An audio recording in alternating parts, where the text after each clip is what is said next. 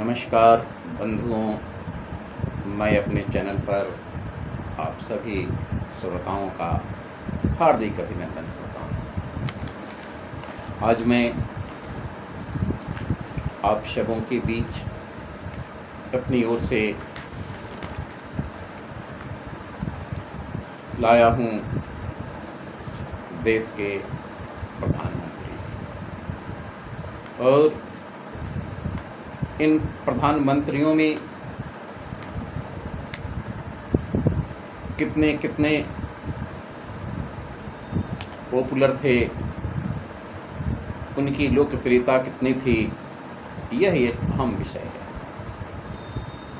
बंधुओं, जैसा कि आप सबों को पता है, मालूम है, आप जानते हैं बखूबी कि हमारा देश 15 अगस्त 1947 को आज़ाद हुआ था। अंग्रेज 15 अगस्त 1947 को हमारे देश को आज़ाद किए थे और अंग्रेज़ों के अंतिम वायसराय के रूप में लॉर्ड माउंटबेटन और हमारे देश के अंदर अंतिम वायसराय के रूप में गवर्नर जनरल ऑफ इंडिया के रूप में नियुक्त हुए थे श्री राजगोपालाचारी। सत्ता का हस्तांतरण था, अंतरिम सरकार बनी थी और पंडित जवाहरलाल नेहरू को देश का अंतरिम प्रधानमंत्री नियुक्त किया गया था। प्रधानमंत्री नियुक्त होने के बाद यह बात बिल्कुल सही है कि पंडित जवाहरलाल नेहरू और पंडित जवाहरलाल नेहरू से भी अधिक जनप्रिय नेता के रूप में हमारे देश के अंदर सरदार वल्लभ भाई पटेल को जाना जाता है। महात्मा गांधी ने सरदार वल्लभ भाई पटेल की जगह पर अपने प्रिय लोगों में से एक पंडित जवाहरलाल नेहरू को इस देश का प्रधानमंत्री नियुक्त किया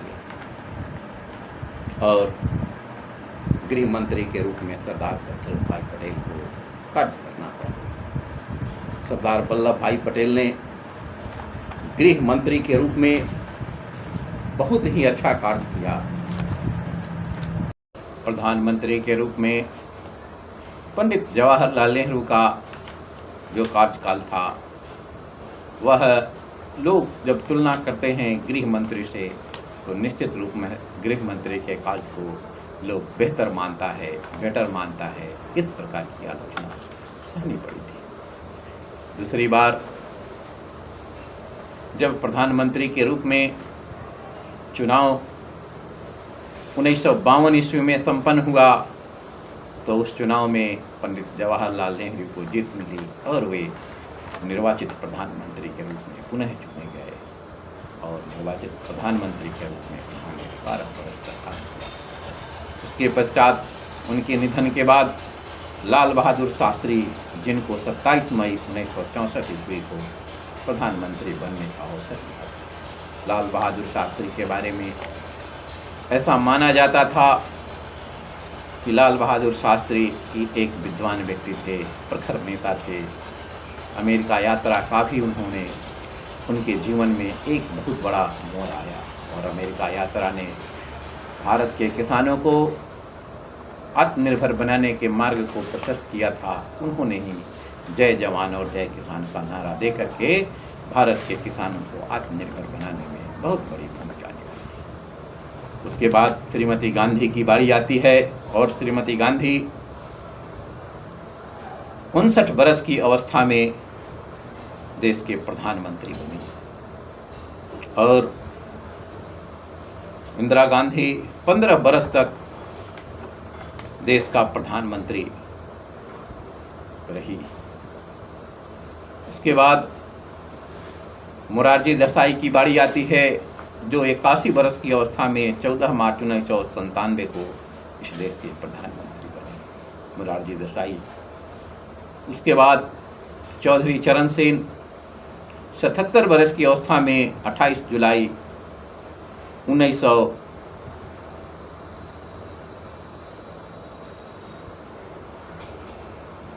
89 ईस्वी में देश के प्रधानमंत्री बने। चौधरी चरण सिंह के बाद इंदिरा गांधी पुनः जो है तो देश के प्रधानमंत्री बनी, और इंदिरा गांधी के मृत्यु के बाद राजीव गांधी जो 40 वर्ष की अवस्था में 31 अक्टूबर 1994 को देश के प्रधानमंत्री बने, और एक युवा प्रधानमंत्री के रूप में राजीव गांधी को काम करने का अवसर मिला। शिक्षा के प्रचार प्रसार में भी राजीव गांधी ने अपना एक योगदान दिया था। कंप्यूटर साइंस भी राजीव गांधी ने देश में लाने का एक सफल प्रयत्न किया था। उसके बाद हमारे ही देश के अंदर जब चुनाव हुए 1989 में, तो विश्वनाथ प्रताप सिंह भारतीय जनता पार्टी के समर्थन से प्रधानमंत्री बने। वे एक राजा के पुत्र थे और 58 वर्ष की अवस्था में 11 माह के लिए देश के प्रधानमंत्री बने। उनकी सरकार बहुत लंबी समय तक नहीं चल पाई। 10 नवंबर 1990 ईस्वी को संसद में बहुमत सिद्ध नहीं करने के कारण विश्वनाथ प्रताप सिंह को सरकार गिरी थी और उन्हें सरकार से बाहर का रास्ता देखना पड़ा था। उसके बाद बारी आती है युवा तुर्क कहे जाने वाले पूर्व प्रधानमंत्री स्वर्गीय चंद्रशेखर, जिन्होंने 10 नवंबर 1980 ईस्वी को प्रधानमंत्री के रूप में शपथ लिया और 21 जून 1991 ईस्वी तक वो देश के प्रधानमंत्री के रूप में काम किया। उस समय देश के अंदर मध्यावधि चुनाव का खतरा भी मंडराने लगा था, और उस समय देश की अर्थव्यवस्था को लेकर के भी बहुत ही उहापोह वाली स्थिति थी। प्रधानमंत्री चंद्रशेखर ने देश के सोने को गिरवी रख करके वर्ल्ड बैंक से पैसा उठा करके और देश में चुनाव करवाया, और चुनाव में उनको हार का सामना करना पड़ा था और वह प्रधानमंत्री नहीं बन सके। उसके बाद जब चुनाव हुआ, उस समय मुख्य रूप से कांग्रेस और चंद्रशेखर की पार्टी विपक्षी पार्टी के रूप में भारतीय जनता पार्टी भी एक विपक्षी प्रमुख पार्टी के रूप में उभरी हुई थी। और ऐसे समय में नरसिम्हा राव राजीव गांधी के मृत्यु के पश्चात ऐसा माना जाता था कि कांग्रेस पार्टी की सरकार की बनने की कोई गुंजाइश नहीं थी, लेकिन राजीव गांधी को बम ब्लास्ट में जो मृत्यु हुई थी, उसके बाद पुनः देश के लोगों ने कांग्रेस के पक्ष में खुल करके मतदान दिया और कांग्रेस बहुमत में आई। नरसिम्हा राव देश के प्रधानमंत्री बने और 21 जून 1991 ईस्वी को नरसिम्हा राव देश के प्रधानमंत्री के रूप में शपथ ली, और उनके वित्त मंत्री के रूप में डॉक्टर मनमोहन सिंह ने शपथ लिया। वैसे भी कहा जाता था कि मनमोहन सिंह ने देश के विकास में एक मील का पत्थर साबित हुए। उनके वित्त मंत्री के रूप में बहुत ही अच्छा काम करने वाले व्यक्तियों में से एक थे डॉक्टर मनमोहन सिंह। उसके बाद पुनः जो है इस देश के अंदर 96 में चुनाव हुए। 1996 के चुनाव में अटल बिहारी वाजपेयी प्रधानमंत्री बने, और वो बहुत लंबे समय तक प्रधानमंत्री नहीं रह सके, और 16 मई 1996 से लेकर के 19 मार्च 1998 तक वे प्रधानमंत्री के रूप में रहे। उसके बाद पुनः उनकी सरकार गिर गई। कुछ समय के लिए देश के अंदर 2 प्रधानमंत्री, एक एच.डी. देवेगौड़ा और दूसरे इंदर कुमार गुजराल को प्रधानमंत्री बनने का मौका मिला था। एच.डी. देवेगौड़ा 1 जून 1996 से लेकर के 21 अप्रैल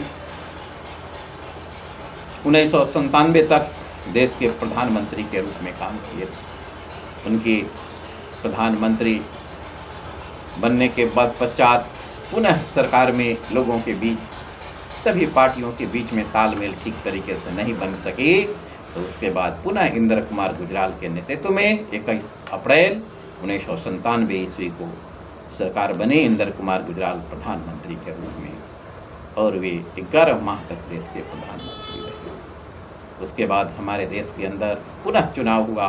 उस चुनाव में अटल बिहारी वाजपेयी देश के प्रधानमंत्री बने, क्योंकि उस समय संसद में बड़ी पार्टी के रूप में भारतीय जनता पार्टी उभरी थी और वे प्रधानमंत्री के रूप में शपथ लिए थे। प्रधानमंत्री के रूप में अटल बिहारी वाजपेयी का योगदान भुलाया नहीं जा सकता।